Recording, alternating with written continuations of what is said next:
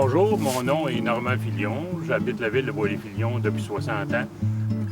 Puis bien, aujourd'hui, j'aimerais en profiter pour vous la faire visiter. Embarquez-vous!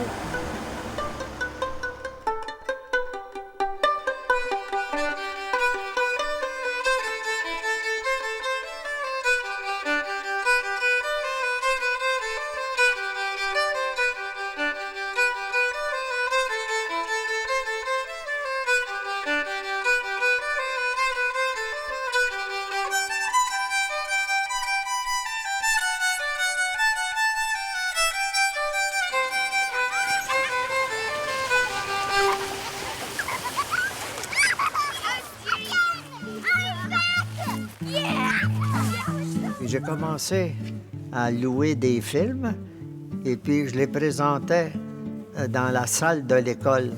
Des fois, la salle n'était pas assez grande pour contenir le peu de monde qu'il y avait dans Bois-des-Filions. Le beau-père s'est mis de la partie. Il dit, pourquoi est-ce que c'est? Il dit, tu construis pas un théâtre. C'est bien beau, mais je dis, j'ai pas d'argent et je m'en vais te financer, moi.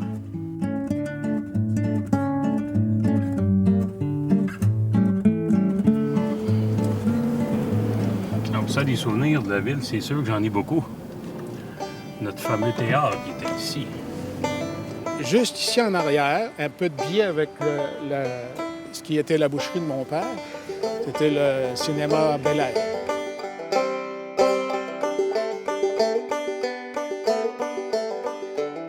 Il y avait l'enceinte où il y avait le guichet pour payer. Alors, ça coûtait 25 cents pour aller au cinéma.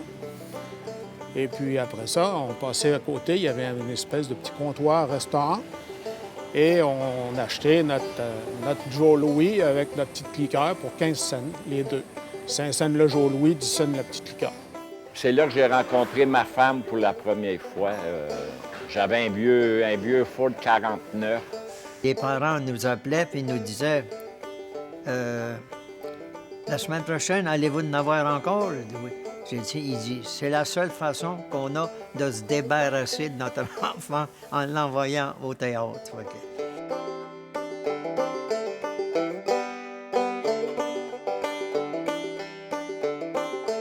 La première place que je vous présente, c'est la maison qui a eu 4 générations de Filions qui ont demeuré là.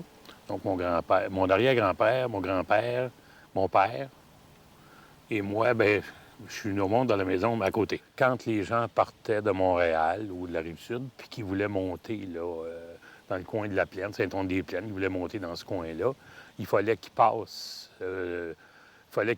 par le Bois-des-Filions, qui était à Saint-Maurice dans le temps.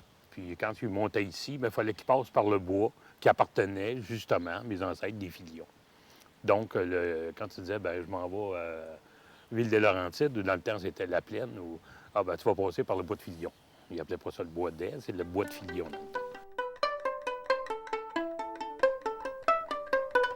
Notre hameau était situé aux confins de 2 seigneuries, divisées par un sentier menant à une érablière en bordure de la rivière d'Émile-Île.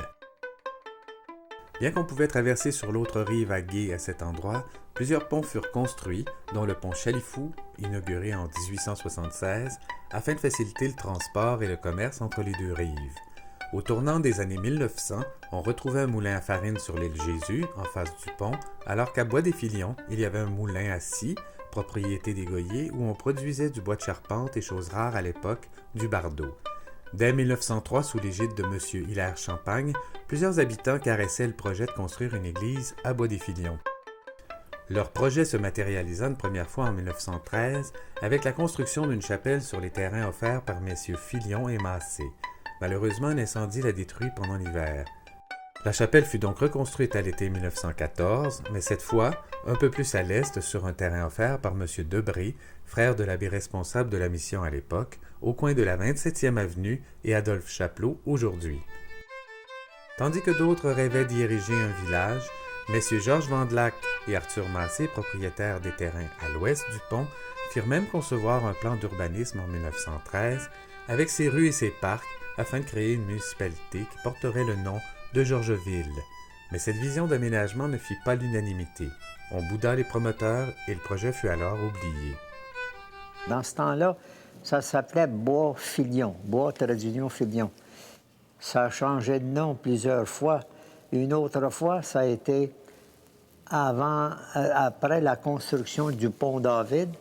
Alors, on appelait la petite place ici Pont David au lieu de Bois Filion. Mais ça n'a pas duré longtemps. Quand on s'est formé en municipalité, là, ça a été la municipalité de Bois-des-Filions. C'était pas des terres agricoles. À Chapleau, vers le nord, là, comme ici en face, c'était Armentier, vous aviez Ouimet, vous en aviez beaucoup. C'était toutes des terres agricoles. Il y avait beaucoup de grandes familles. Quand on pense aux Ouimet, aux Régimbal, c'était plein de grandes familles qui étaient là depuis les grands-mères, les arrière-grands-mères. Je connais Bois-des-Filions depuis que je suis tout petite parce que mes grands-parents avaient une terre qui est aujourd'hui, c'est une terre qui relie la 25, la 26e avenue. Puis à ce moment-là, la terre allait jusqu'au boisé, là, ça montait jusqu'au bois. Alors, depuis que je suis tout petite, on venait voir mes grands-parents, nous autres, on demeurait à Sainte-Thérèse. On venait par la Montée-Sange, on venait les voir. Il y avait à ce moment-là, ils étaient dans leur grande maison de cultivateur, une grande maison accueillante, une grande maison ouverte avec une grande galerie. Mon grand-père, c'était Jean-Baptiste Perron, que j'ai connu, qui est décédé en 1950. Son père s'appelait Paul, et c'est lui, notre arrière-grand-père, qui est arrivé ici à Bois-des-Filions avec sa jeune famille vers 1870. Il quittait la ferme paternelle dans la côte des Perrons à Sainte-Rose. Aujourd'hui, je crois que ça s'appelle l'avenue des Perrons. Alors, j'essaie d'imaginer un déménagement d'une jeune famille cultivateur. Et il arrivait ici dans une maison beaucoup plus modeste, mais sur une terre magnifique, qui avait l'envergure de 3 terres, disons, qui allait jusqu'à la rivière des Mille-Îles, qui commençait à la rivière des Mille-Îles, d'ailleurs. Donc, les animaux pouvaient aller s'abreuver directement à la rivière. Et la terre continuait très haut, on dit jusqu'aux concessions, c'est-à-dire qu'il allait sur le coteau de Bois-des-Filions. Et c'est ce qui avait attiré notre arrière-grand-père, paraît-il, le bois. Ici, il y avait la terre des Filions qui partait de la rivière des Mille-Îles puis qui montait là, dans le bois qui est en arrière. Là, on dirait aujourd'hui Place Lorraine et autres, là, en haut, l'autre bord de la 640, quoi. Puis ça partait de la rivière des Mille-Îles. Puis ça allait un petit peu plus loin. Il y avait la terre des Guards, la maison, le Guards, qui était à côté, qui était notre voisin, où est-ce qu'il y a le club de golf aujourd'hui. Puis du côté ouest, il y avait la terre des Kempton. La terre des Kempton, après ça, il y avait la terre des Perrons, puis il y a eu les Rogers un petit peu plus loin. Mon père est cultivateur, il y avait quelques animaux ici en arrière, mais l'activité principale au début, de 36-37, ça a dû être la culture. Il a commencé à cultiver la terre en haut de Chapleau. La terre a commencé à Chapleau jusqu'au bois, au coteau.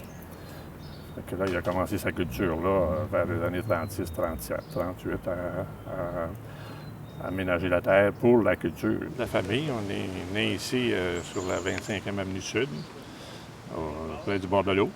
Ensuite, bien, on a déménagé en 1943 sur Chapleau, en Bois-des-Filions.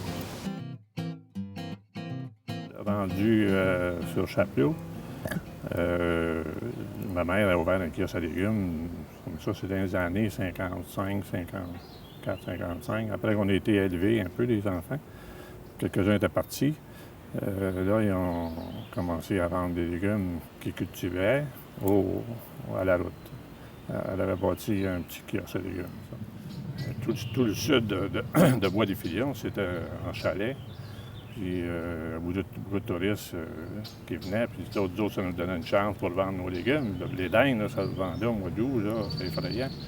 Les gens venaient acheter du blé d'Inde pour leurs épichettes. On en cassait du blé d'Inde. Ma mère a acheté un terrain d'un M. Charbonneau sur la 25e avenue Sud à Bois-des-Filions.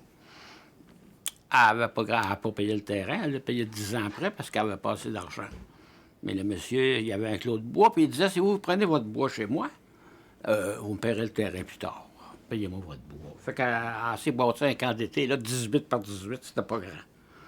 Mes grands-parents avaient un chalet d'été au bord de la rivière des Mille-Îles, entre Bois-des-Filions et Terrebonne. On appelait ça le chemin Côte-Terrebonne. Alors, à l'âge de 10-12 ans, je venais y passer des parties de mes vacances chez ma grand-mère.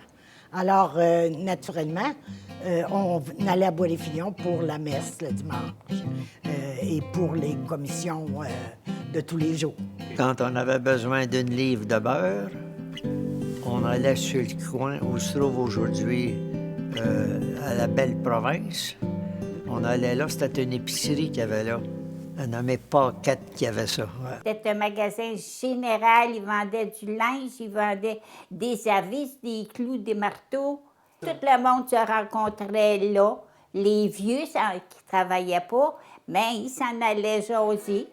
Ça jasait, là. Il y avait tous des messieurs qui s'ajasaient. Dans ma belle petite maison, dans ma vallée, jusqu'à la fin de mes jours, je vivrai. Ma petite femme à mon goût, puis mes enfants sur mes genoux, dans ma belle petite maison, dans ma vallée. Ah, dans ma belle petite maison, dans ma vallée. Nous irons main dans la main, nous chanterons ce refrain, dans ma belle petite maison, dans ma vallée.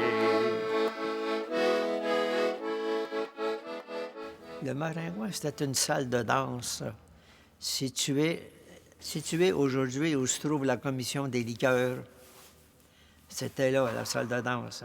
Le Maringouin, il se trouvait juste, on va dire, en face de mon grand-père, du magasin général. Là, le monde s'était ouvert seulement l'été. Le monde allait danser. Ça mangeait des patates frites, des hot dogs. Dans ce temps-là, des hamburgers. Il n'y avait pas, je pense pas qu'il y ait des repas. Ils vendaient de la boisson à cachette. Ça faisait pas l'affaire ben du curé, bien entendu, les danses. Ma grand-mère m'envoyait comme chaperon à ma tante. Alors, ça a été une période très joyeuse dans ma vie parce que c'est comme ça que j'ai appris à danser, puis que je voyais des gens beaucoup plus vieux que moi. Le monde, il dansait l'autre bord, puis ça avait commencé à venir en costume de bain. Ça dansait.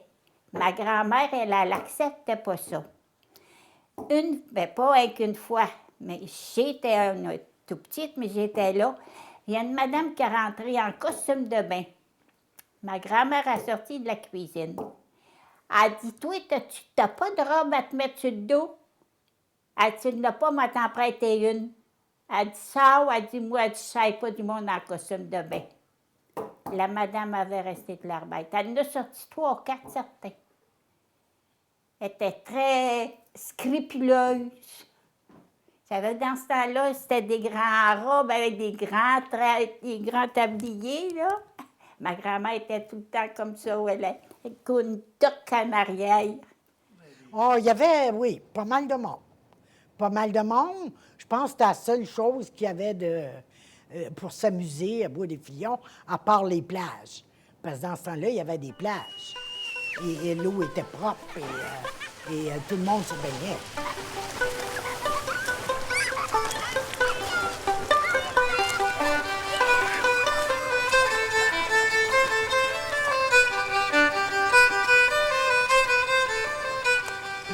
J'ai passé ma jeunesse sur la 42e avenue, en bas. Il n'y avait pas de talus comme c'est là, c'était des belles plages. C'était fantastique. J'ai passé ma jeunesse là. La 41, la 44, la 46, et la 50e, puis la 60e, c'est toutes des belles plages. Puis la municipalité, dans le temps, s'occupait toujours de faire une cotisation pour tout le monde pour descendre des 400-500 voyages de sable du coteau. Fait qu'on avait toujours des plages en sable, même si c'était une rivière, puis le sable est lavé tous les printemps, on avait des belles plages de sable. Mon père transportait du sable à tous les années là, quelques voyages de sable, du sable blanc, du sable fin. Puis on se baignait tout l'été, là. Puis il y avait une immense roche qui était, je dirais, presque au milieu de la rivière, à peu près. Là, on nageait jusqu'à la roche. Puis là, on traversait jusqu'à la plage idéale, l'autre bord. On allait se baigner sur l'autre bord qui est à Laval. Puis là, on nageait jusqu'à la Roche, puis de la Roche à la 41e avenue. Mais ici, le fun, là, c'était on avait toujours quelque chose. Des soirs, on s'en allait à la plage idéale. On avait une section là, de réservée juste pour boire des filions. La grosse bière, c'était 50 cents. Puis il y avait des spectacles avec Louis Armstrong. Il y avait des grosses orchestres. Puis on avait une plage à 32e. Puis on avait une à 41, puis la 42. Tous les gars, les filles, on se tenait toutes là. Puis on a eu bien du fun.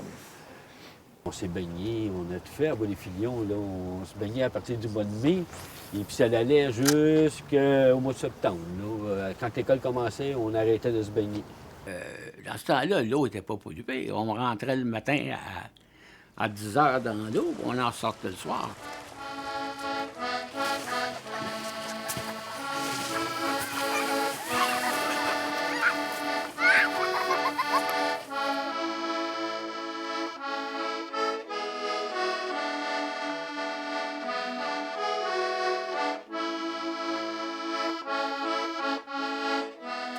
À Bois-des-Filions, quand j'étais jeune, là, fin 40, début 50, ben, on se connaissait tous. Hein? Les gens qui habitaient ici à l'année, ils habitaient sur le boulevard Chapelot, là, on appelait ça la route 29, je crois, dans le temps. Et quelques familles habitaient dans les avenues. C'est l'été que le villégiateur venant de Montréal, la plupart étaient propriétaires de leur propre chalet, alors c'est les mêmes qu'on voyait revenir à chaque année. L'été, peut-être, je sais pas, 2, 3, 4, 5 000 personnes ici. Puis l'hiver, on tombait 5, 6, 7, 800, je sais pas comment il n'y avait pas grand monde. C'était un petit peu aussi comme dans le temps, pas tous les gens. Les gens de Montréal qui venaient ici, parce que c'était des chalets d'été, c'était un petit peu comme des pinsons puis les moineaux un petit peu. Ils nous regardaient, pas tout le monde, mais ils nous regardaient un petit peu de haut. Ils disaient, bon, ben nous autres, on vient de Montréal, vous êtes en campagne. Puis... 1940-1950, toute la rivière des Mille-Îles, c'était le coin de pique-nique et de chalet de Montréal. C'était le nord de Montréal. À l'époque, les gens avaient un chalet. Le nord, pour nous, ça n'existait pas. Je me souviens pas d'être allé en famille, peut-être au village Super Noël à Val-David une fois, mais on n'allait pas, un peu comme quand je regarde les belles histoires des pays d'en haut, la série, je me rends compte que tout ça se passait à environ 40 km de Montréal, alors qu'à regarder ça à la télé, tu pensais que tu étais à 500 km. Alors les distances étaient un peu différentes à l'époque. Nous, et là, je suis venu de Montréal tout à l'heure pour en venir ici. Je me souviens quand on partait le samedi matin pour le chalet, c'était une expédition, là, de charger à voiture et autres. Il me semble que ça prenait des heures. Alors, pour les fins de semaine, pour les vacances d'été, on venait à Bois-des-Filions, donc construction de chalets. Ça a d'abord été une activité très intense. Hein? Ces terres-là, c'est devenu populaire parce qu'à un moment donné, mon père avait décidé, la première, c'est la 59e, puis il avait décidé de faire des lots. Dans les années 20, début des années 20, il a commencé à cadastrer la partie sud de chemin Chapelot. Et il a fait dessiner des rues, vendu des terrains. Souvent même, il construisait les chalets pour les gens. Et il amenait l'aqueduc aussi, il fournissait l'eau. Avec la création même d'une municipalité, empruntant la moitié du territoire à Saint-Louis de Terrebonne, c'est-à-dire à Terrebonne, l'autre moitié à Sainte-Thérèse de Blainville, pour créer cette ville-là, et ce village plutôt, avec une petite église qui servait surtout l'été, avec, comme c'était des résidents temporaires, avec un chalet des citoyens.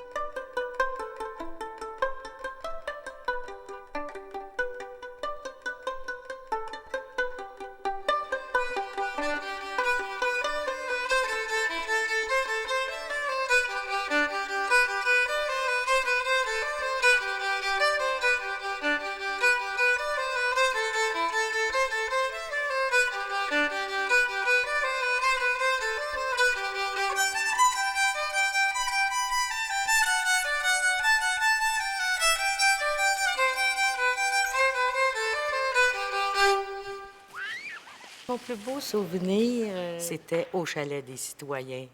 les étés qu'on avait dans le temps avec des activités à chaque jour, chaque soir, là. Que ce soit une soirée de lutte, que ce soit du bingo, que ce soit même du vaudeville. CKVL venait le samedi. Toutes les parties, les fêtes qu'on a eues là. Le bingo à Bois-des-Filions, dimanche soir.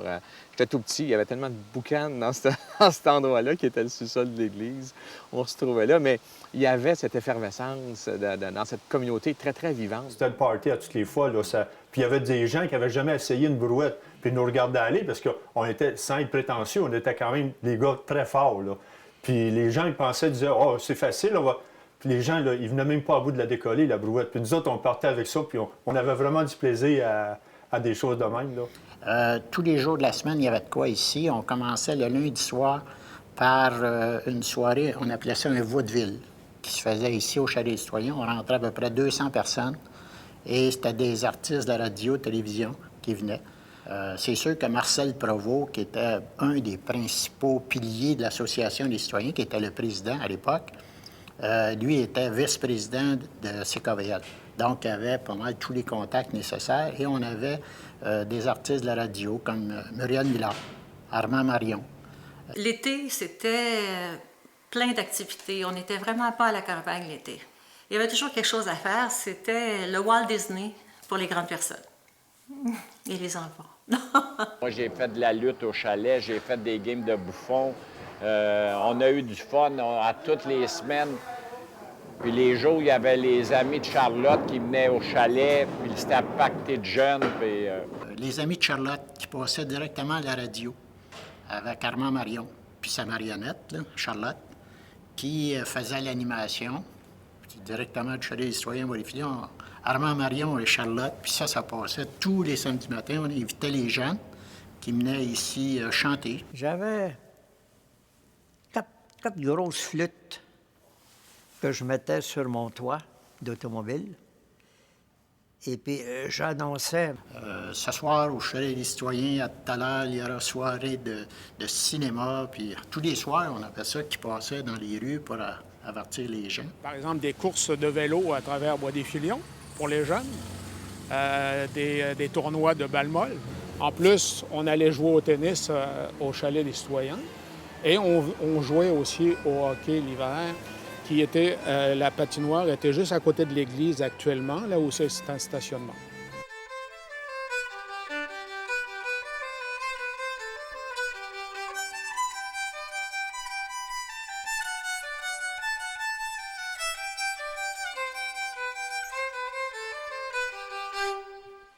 Avec les moyens du bord qu'on avait, on organisait une Saint-Jean-Baptiste avec un char allégorique, puis une fanfare, et on se promenait dans les rues. Puis on avait une charrette à foin. Et par la suite, c'était la festivité qui se faisait. On arrivait ici au chalet, qui était le point de ralliement.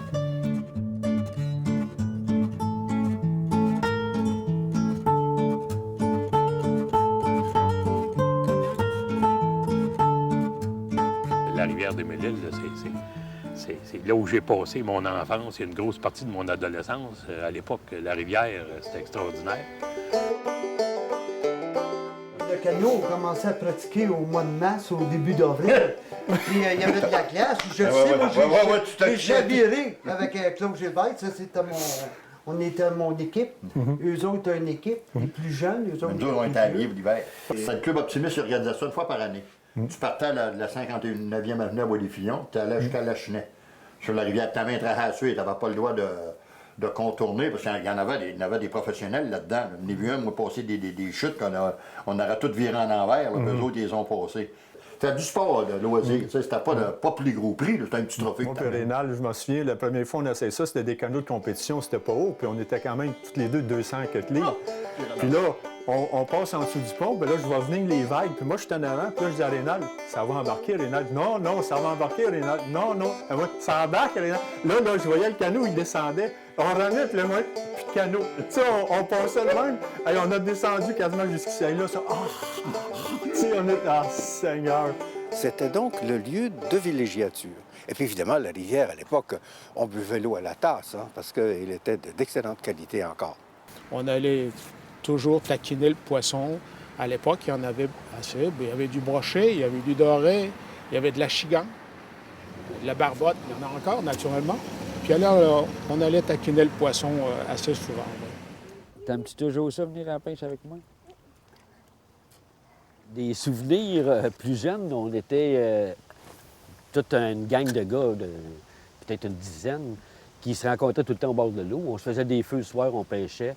Et puis souvent, quand je parlais des pédalos, souvent on se servait des pédalos quand ils restaient au quai trop longtemps. On s'en servait, on allait se baigner au large avec, et puis on faisait des batailles de pirates, puis ça s'attaquait, un bateau, une chaloupe. Et puis on a eu bien du plaisir, la rivière, là. C'est vraiment quelque chose. La rivière, elle était belle, elle favorisait le tourisme, elle favorisait la construction, les chalets, l'occupation du territoire, mais elle inondait.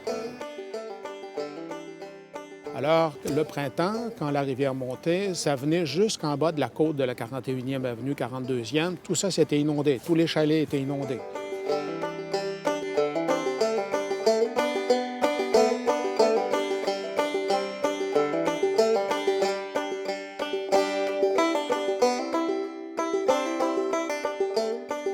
Il a fallu faire en sorte qu'il y ait un peu de régularisation. Alors là, ils ont décidé de faire un remblai pour empêcher les inondations.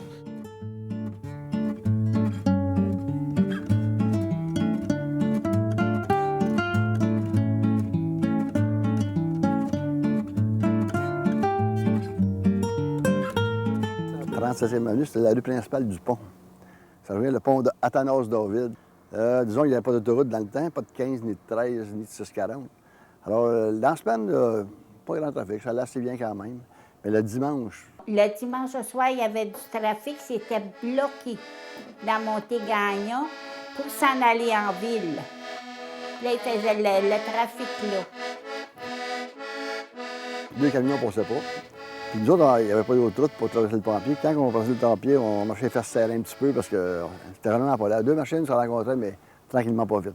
Alors, il fallait qu'il y en ait un qui attende de l'autre côté pour laisser passer celui qui venait soit du sud ou du nord. C'était la seule et unique façon de faire. C'était un très vieux pont, alors il était temps de changer tout ça. Surtout qu'on savait que la 19, disons, on pensait qu'elle devait venir beaucoup plus vite qu'elle est venue, là, et même qu'elle n'est pas encore arrivée comme telle, là. C'est toujours la 335. Alors, c'est à ce moment-là que les discussions ont commencé avec le gouvernement provincial pour réussir à amener les gens à comprendre que Bois-des-Filions était quasi une ville-centre à ce moment-là, comparativement aux autres municipalités, soit de l'Est ou de l'Ouest. On était dans le centre des gens qui faisaient entrer ces gens-là d'un bord ou de l'autre, et même ceux qui allaient vers le nord, Saint-Anne-des-Plaines ou ailleurs.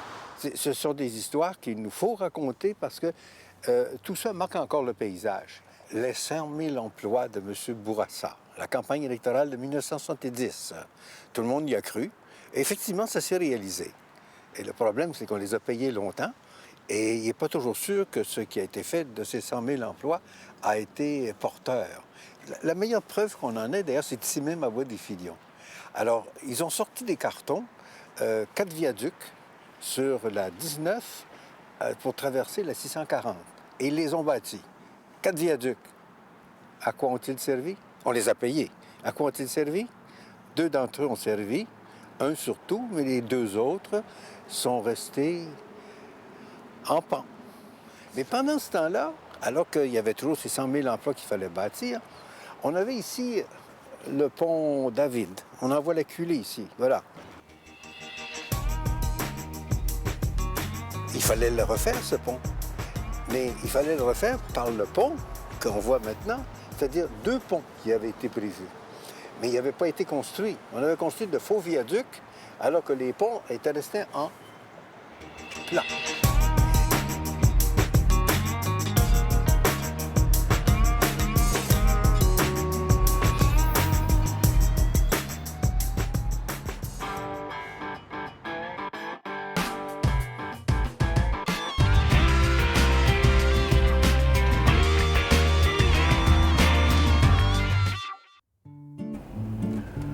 On a aussi, on avait l'épicerie Colette, on avait un salon funéraire qui était ici, qui appartenait à un cousin de mon père. Alors, mon père, après la guerre, est venu en 52 ici et il a acheté le commerce que vous voyez ici en arrière, qui n'était pas du tout comme ça, parce que c'était juste la bâtisse jaune que vous voyez qui existait, qui appartenait à M. Béchard et qui était une ancienne lingerie que mon père a transformée dans l'été de 52 en boucherie. Alors, on était 2 familles à vivre à l'intérieur de cette maison-là.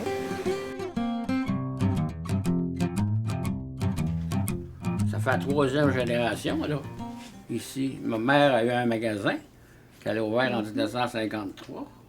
Moi, un salon de barbier que j'ai ouvert en 1959.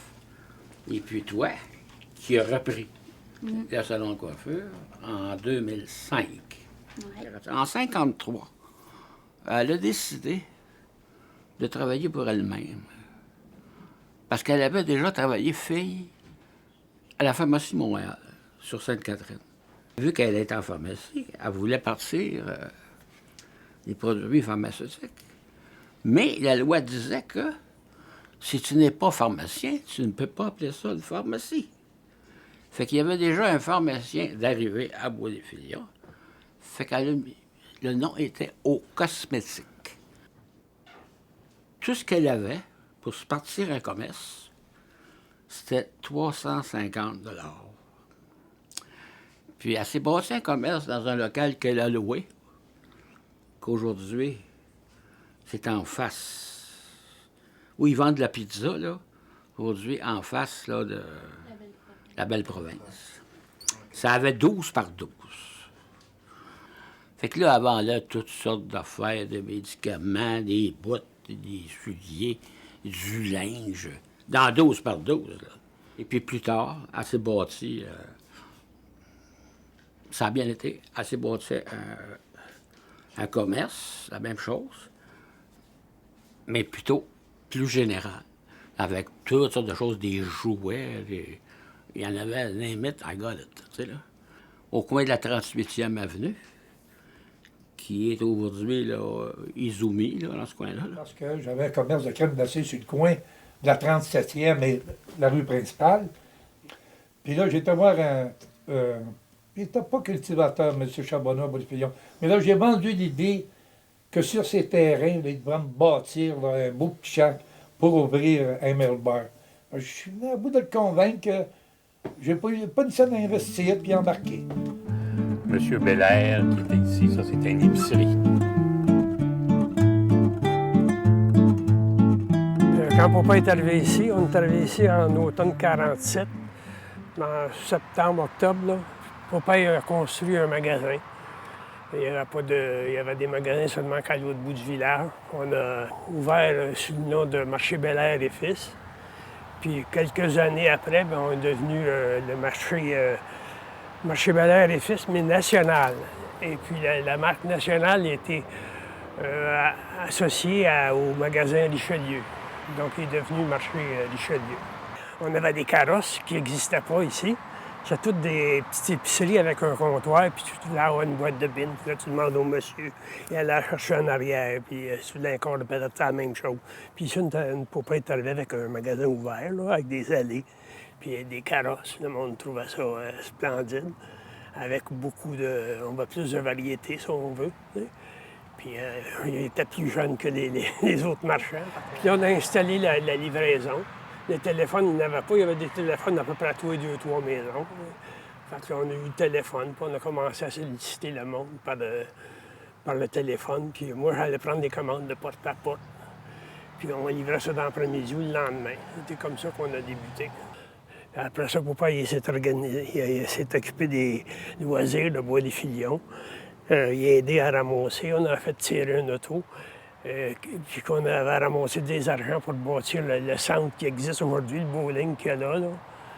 Ça, c'est mon père qui était dans l'organisation, qui était un des premiers là-dedans.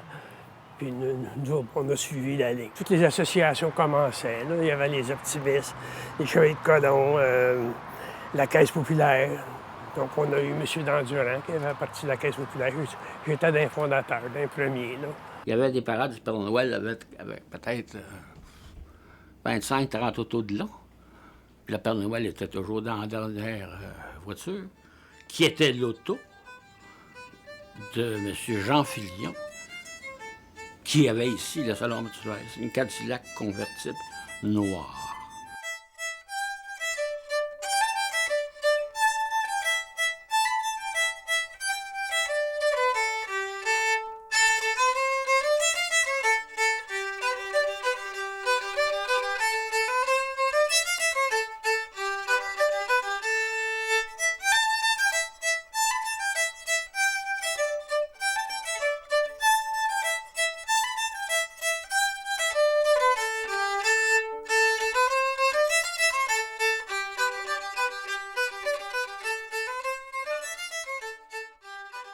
Papa, il y a tous les ans qu'il organisait la parade du Père Noël. Puis ça, tous les marchands qui nous fournissaient, comme Procter & Gamble, les compagnies de biscuits Vio, tout ça, papa lui demandait des subventions, des cadeaux.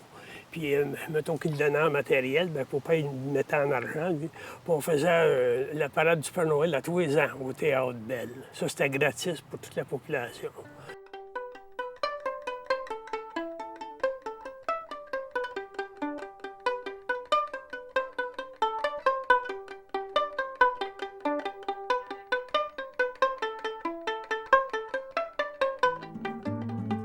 J'étais jeune, il y avait un entrepôt de glace, un gros entrepôt de glace, qui appartenait à mon oncle Émile Gravel, puis c'était environ ici.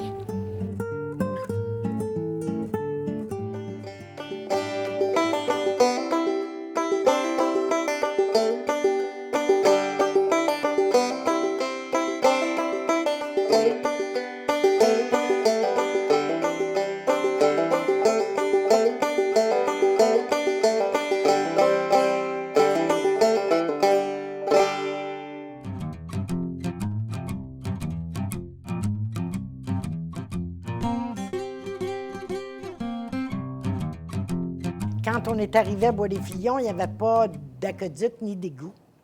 Alors, c'était une fosse septique en arrière de la maison. Et puis, l'eau, c'était un puits artésien. Il y avait quand même quelques personnes qui avaient de la bonne eau parce que un résident, qui est M. Perron, avait monté une petite aqueduc pour peut-être une cinquantaine de clients, peut-être un peu plus. Une partie de la population qui ne payait pas cher pour avoir de la bonne eau, que ça ne les intéressait pas de payer pour avoir les tuyaux chez eux. Mais je me suis battue assez, puis il y avait plus de monde qui en avait besoin, je pense, que d'autres qui en avaient déjà. Alors, on a fini par obtenir que le gouvernement, parce que c'était le gouvernement qui payait à ce moment-là, a payé pour installer l'aqueduc et les égouts. 65, 66, 67, ça allait pas bien. L'administration, à cause que les services d'égouts d'aqueduc avaient été construits, avaient été faits auparavant. Et puis, il y avait des gros problèmes financiers. C'est sûr qu'au début, quand ça se faisait, c'était dispendieux pour le nombre de citoyens qu'on était. Il y avait beaucoup d'opposition dans le temps. Les cultivateurs, c'était pas pour ça. Ils ont même construit une usine d'épuration. On était les seuls dans l'entour qui avait l'usine d'épuration. Ça a coûté, je ne sais pas combien de millions, ça. Puis il fallait l'entretenir, en tout cas. Mais on ne s'est pas découragé. On a réglé pas mal quelques gros problèmes. Les gros problèmes financiers les 2 premières années. Mais après qu'il y a eu les services d'égouts d'aqueduc, c'était une bonne chose. Oui puis non, mais c'était une bonne chose pour l'évolution après. Ça leur a été prospère parce qu'ils ont pu vendre leurs terres et puis diviser ça en terrain puis, pour la construction. Puis c'était bon pour Bois-des-Filions.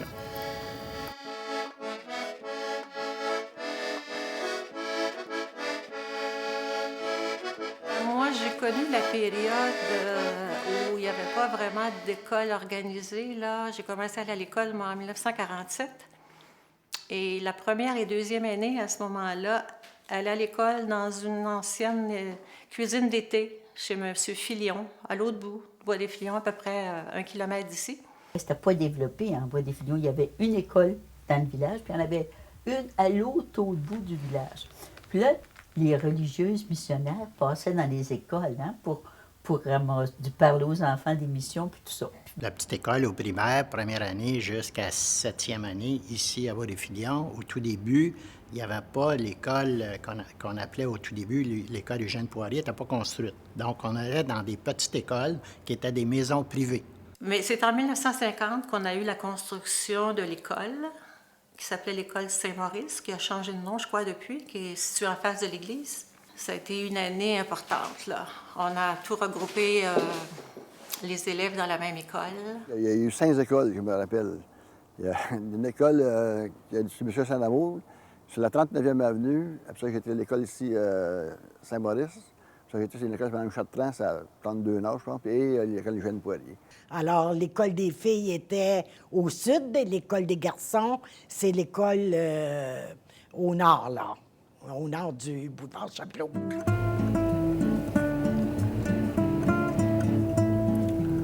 J'ai vu la vieille église et l'église neuve.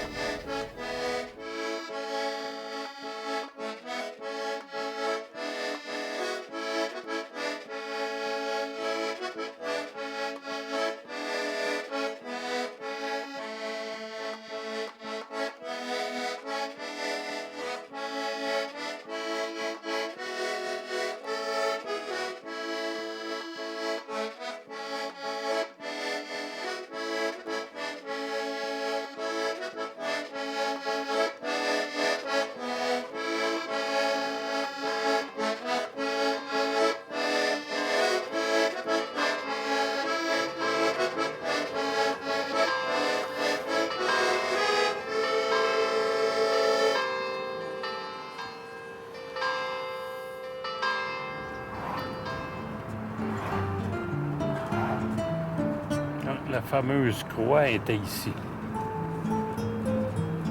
La croix était juste en haut là-bas.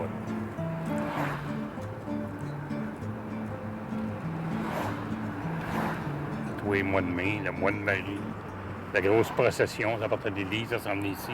Il faisait comme une messe, il y avait comme un hôtel en dessous. Il faisait des messes.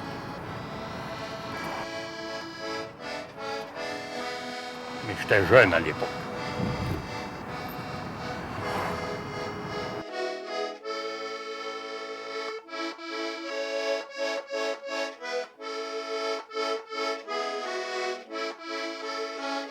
Il y avait le restaurant Fred. Ça, c'était connu. Je pense qu'il n'y a personne sur la terre qui ne connaissait pas le restaurant Fred. C'est pas possible. Il y avait un garage, le garage de M. Limoges, de l'autre côté. Il y avait un stand de taxi en face, M. Laframboise. Il y avait une station-service à côté de chez nous. C'était le cœur. Puis là, ben, il y a eu l'expropriation. Disons que c'est la doubleur de Mirabel. On s'est tout fait planter avec ça, là.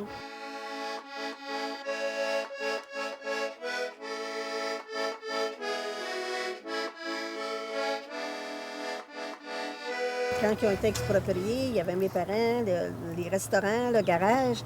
Ça a fait pareil comme une ville fantôme. Ça, c'est la partie expropriée ici. Tout ça, c'était des maisons, c'était les garages, c'était la rue principale, là.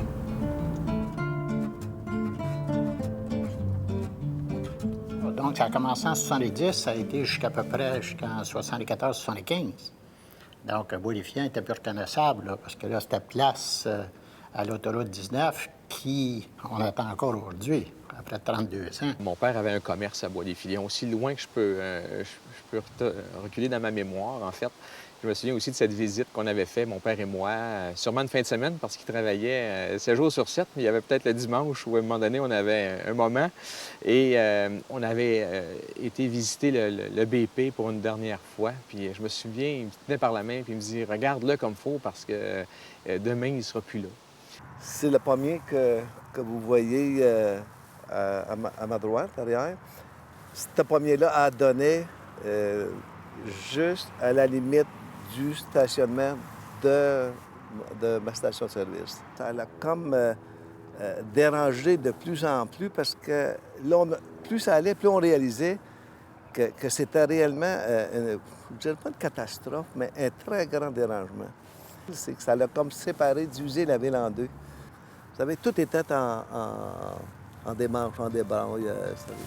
C'était pas beau. L'entrée de ville n'était pas réellement belle. La route, elle avait été laissée à l'abandon. Il n'y avait pas de trottoir. On a essayé de mettre de la pression pour que la 19 se fasse puis que ça finalise. Je me souviens qu'on avait déposé, je pense que ça doit être ça, dans les années 80, une pétition au-delà de 3000 signatures pour qu'il y ait quelque chose qui est fait. Il y a eu plusieurs députés qui ont passé, plusieurs promesses, mais aller jusqu'à aujourd'hui, ça n'a pas été concrétisé.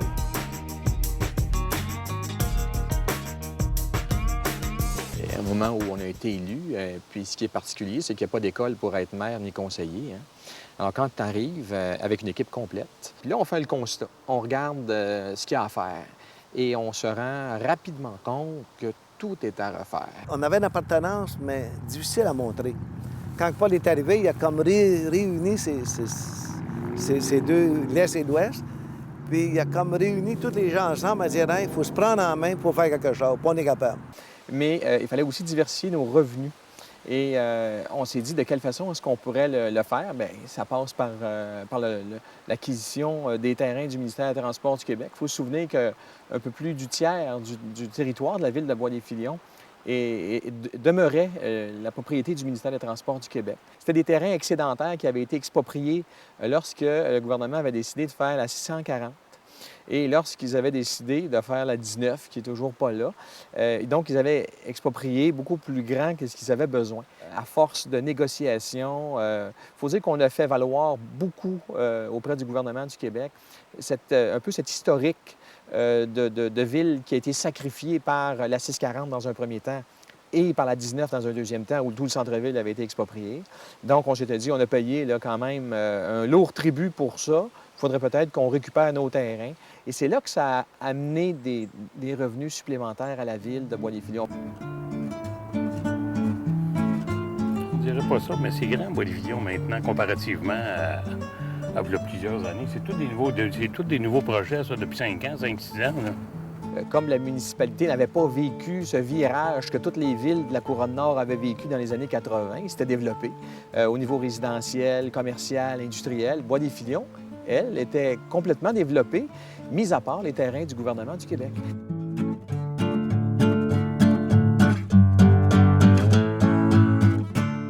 Et la création du parc industriel aussi. Ça a amené tout près de 1000 emplois en l'espace de 4-5 ans, des industries qui ont vu le jour, qui, enfin, Bois-des-Filions diversifiait aussi son assiette fiscale. C'était pas que les propriétaires de maisons qui payaient, mais il y avait aussi de l'industrie. Ces nouvelles recettes-là nous ont permis de refaire, finalement, tout ce qui avait été constaté comme étant nécessaire à refaire, comme on parle du chalet des citoyens, un nouveau terrain de soccer, une piscine municipale, les routes, la montée Gagnon, le boulevard Chapelot, les parcs qui ont tous été refaits, les rues de la municipalité, les rues secondaires également, ont en 80 été toutes refaites. À Bois-des-Filions, il y avait déjà des travaux importants de fait, c'était la préservation des berges. Mais il y avait l'île Garth, et c'est maintenant une réserve faunique en plein centre de milieu urbain. Habituellement, les réserves fauniques au Québec, on trouve ça quelque part à des endroits inabordables, dans les Tongates, par exemple, dans le Grand Nord québécois, ou au nord du 60e parallèle. Mais ça, on a ça chez nous. Et c'est fait. Bravo. Les saisons sont toutes belles, sa rivière. Tu as la glace. L'hiver, les canards qui viennent sur la glace. Le printemps, bien, c'est la crue des eaux. Puis l'été, on va à la pêche. Puis l'automne aussi. Je trouve que la rivière, là, on est après à prendre possession vraiment. Là, ils l'ont protégée. C'est protégé à partir du lac des Deux-Montagnes. Les villes investissent de l'argent pour mettre des beaux quais, pour que le monde puisse en profiter. Ils reprennent vraiment vie avec la rivière. Ce qui avait été abandonné là, à cause de ce qu'on sait, la pollution et puis...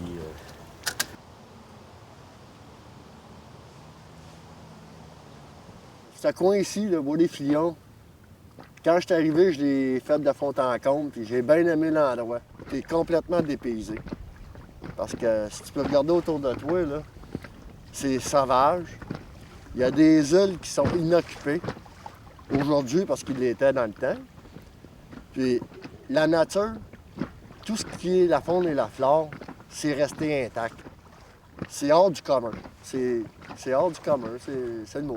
En fait, ce qui aurait été extraordinaire, c'est qu'on puisse encore aujourd'hui se baigner. Moi, ce serait mon rêve, si un jour ça pouvait devenir réalité. Mais depuis le 1er janvier 2000, toutes les municipalités qui bordent la rivière des Mille-Îles, maintenant, ont l'obligation d'épurer leurs eaux.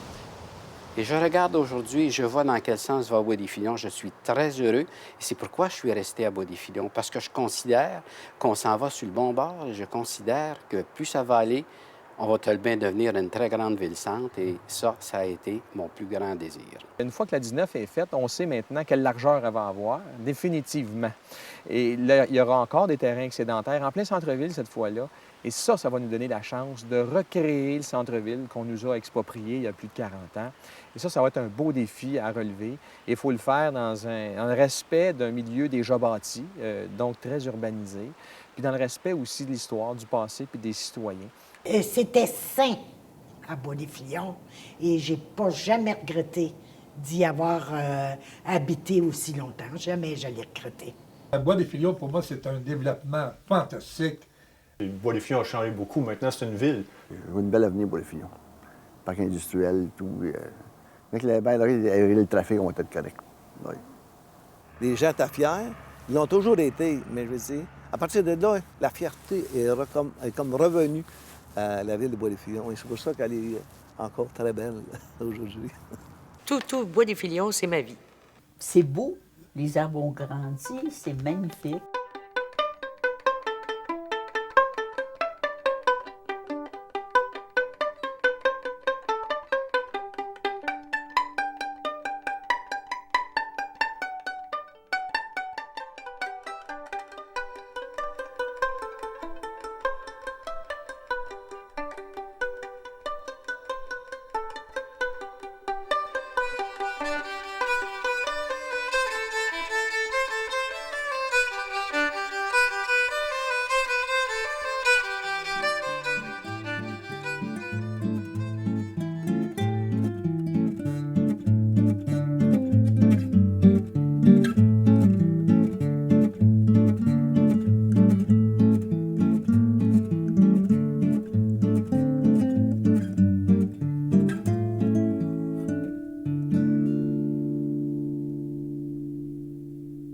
Je me sens chez moi à Bois-des-Filions. J'ai vécu longtemps ailleurs qu'à Bois-des-Filions et je suis toujours revenu à Bois-des-Filions. Mon cœur est à Bois-des-Filions. Comme un fleuve qui va vers... Oh, c'est beau, hein, maudit. Ils m'ont fait chanter ça hier en bois dans la salle. J'ai la série. On boira comme on va sauter là. Oui.